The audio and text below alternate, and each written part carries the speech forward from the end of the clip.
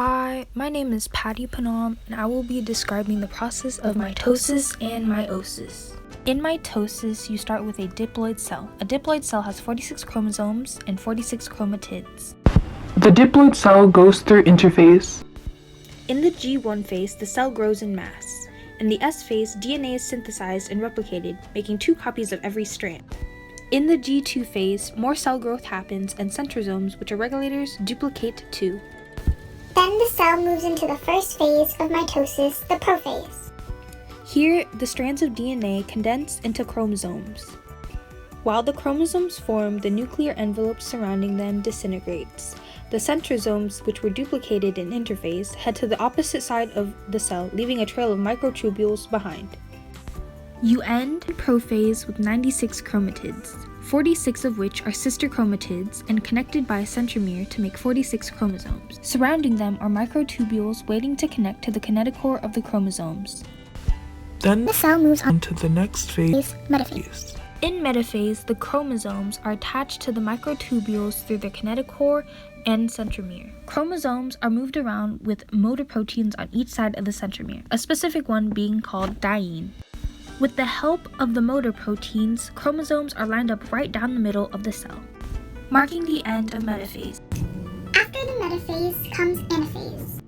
During anaphase, motor proteins pull so hard on the chromosomes that the 2 sister chromatids split. The newly split chromatids are dragged towards either end of the cell, marking the end of anaphase. The next phase is telophase. In telophase, each of the new cell structures form nuclear membranes. The chromosomes unwind back into chromatin, which are a mess of DNA, and a crease forms between them. This rebuilding of cell structures is telophase. The last step of mitosis is cytokinesis. The division of the 2 cells is called cleavage and is done by the 2 nuclei moving apart from each other. This process could be alluded to using the name cytokinesis, which means cell movement. You end mitosis with 2 diploid cells, which are an exact copy from each other. Mitosis is used in all cells of your body except the sperm and egg cell, that in which meiosis is used to form them. The end product of meiosis is a haploid cell. A haploid cell only has 23 chromosomes, and 23 chromatids as well. In meiosis, your starting cell is a diploid primary oocyte in female and primary spermatocyte cell in males. The diploid cell then goes through interphase as well. Just as the interphase phases in mitosis, the G1 phase is a period of growth, the S phase is a period of DNA synthesis, and the G2 phase is another period of growth. However, in meiosis, the cell goes through all the phases twice. In the first prophase, the chromosomes condense and pair up with their homologous pairs. Homologous pairs are chromosomes with similar size and same types of genes in similar areas. 1 chromosome is from mom and 1 chromosome is from dad.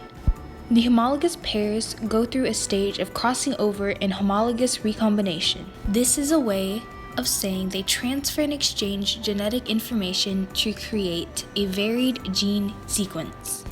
This process is done at random and is the reason why siblings don't look exactly alike.